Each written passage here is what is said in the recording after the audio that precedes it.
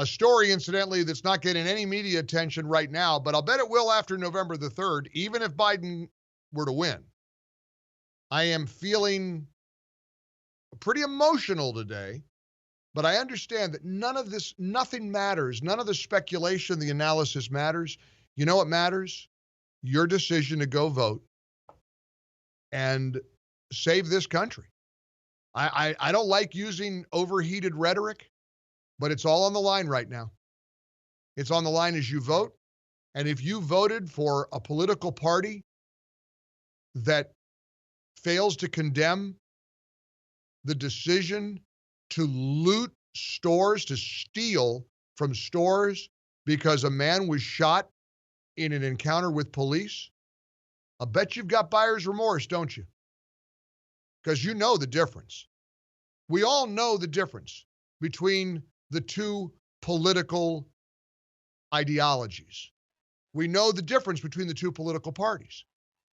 That's why you can't futz around and play games by, I'm mad at Lindsey Graham over Obamagate, so I want the liberal Democrat to win in South Carolina. The reason they're playing games in South Carolina is because they desperately want Lindsey Graham to lose.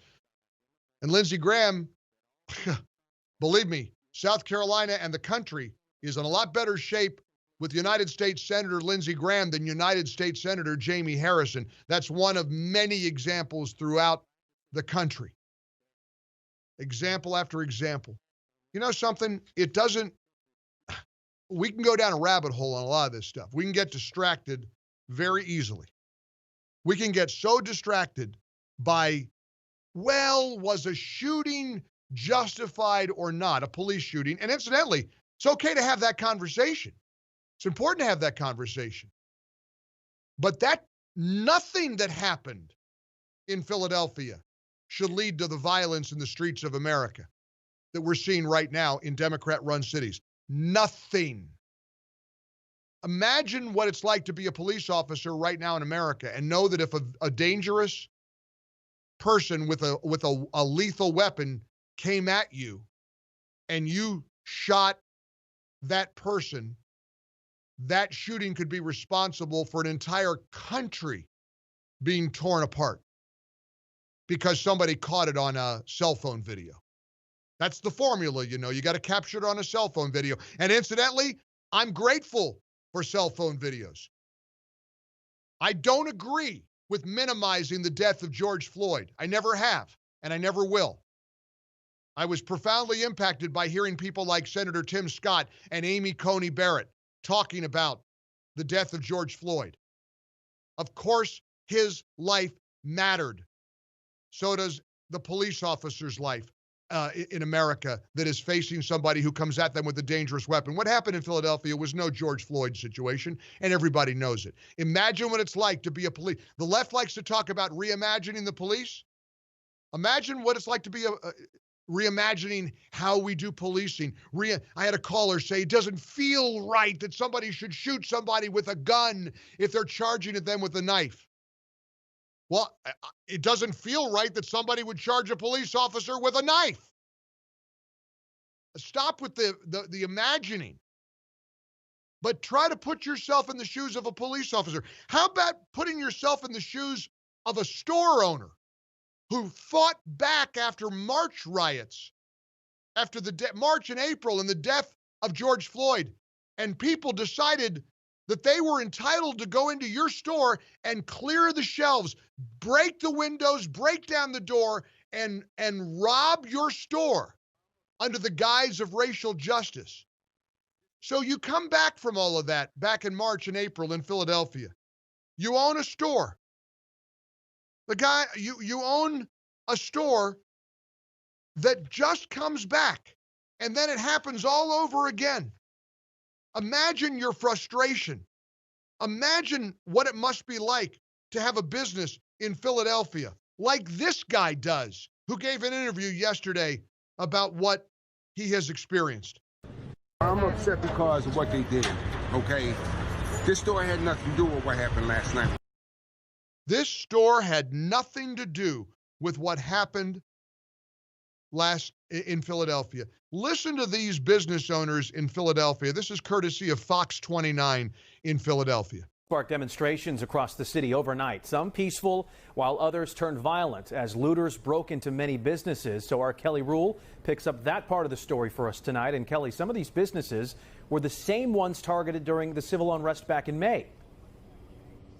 That's exactly right, Jason. And actually, some of these businesses tell me they just reopened a few weeks ago after months of restocking and repairing from that looting in May, only for this to happen again. And just like in May, city leaders did tell us today they believe this group was entirely separate from the group that started off last night with a peaceful protest. But still, businesses here are preparing. They're boarding up. Some closed for the day, some closed early today, both preparing and fearful for what could come next.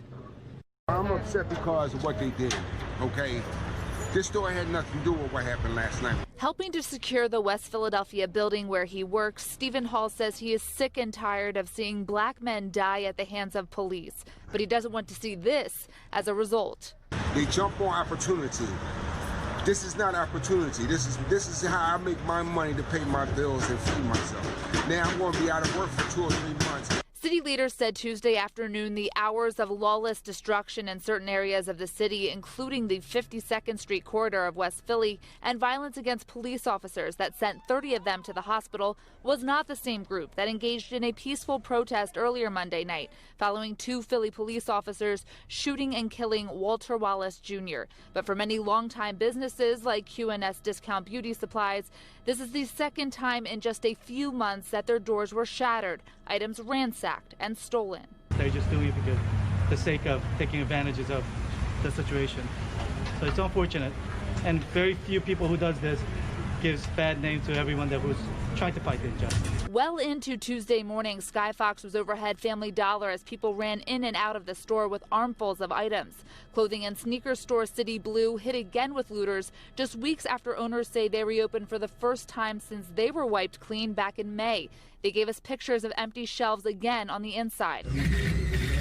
Our cameras were rolling as one man looted at the Foot Locker as employees boarded up the side of the building. And a surveillance camera caught one of several ATM explosions across the city.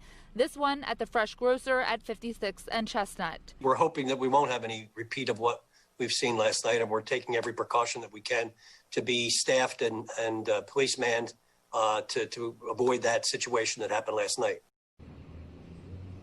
And District Attorney Larry Krasner did just say moments ago they are actively going through the more than 90 arrests that police made overnight. They say most of those cases are burglary cases, but they do have some assault and gun cases as well. Meanwhile, police tell us they are increasing patrols across the city and they are seeking help from both county and state agencies. Jason. Kelly Rule, thank you very much. That's a report from Fox 29 in Philadelphia. This is a moment that requires leadership. This year requires leadership. And that's where you come in.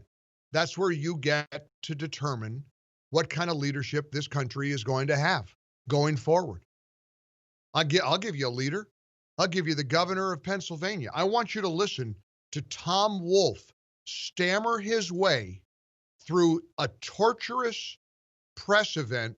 This is after 12 police officers were already hospitalized because of the violence and the looting and the destruction in the streets of Philadelphia. And this is what he had to say. I mean, as everyone is really sad by the death of the victim. And I think I share in mourning with the family.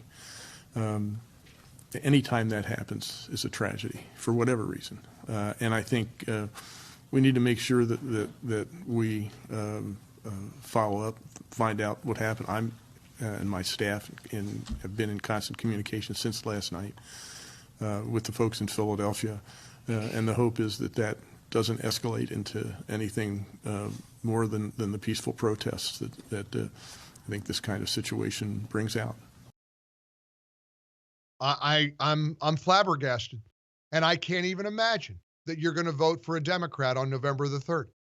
I cannot imagine that you don't recognize that this violence is happening in Democrat-run cities. And if you want to I beg you to tell me where I'm wrong. We got a lot to do here today. It's a busy day. It is Wednesday, October 28th. Last night, an hour of television on Fox News that just was breathtaking. Tony Bobulinski, a first-person account of somebody who seems very seriously compromised by the communist Chinese, Joe Biden. It's not about Hunter Biden. Doesn't matter. I mean, this guy has had a troubled life.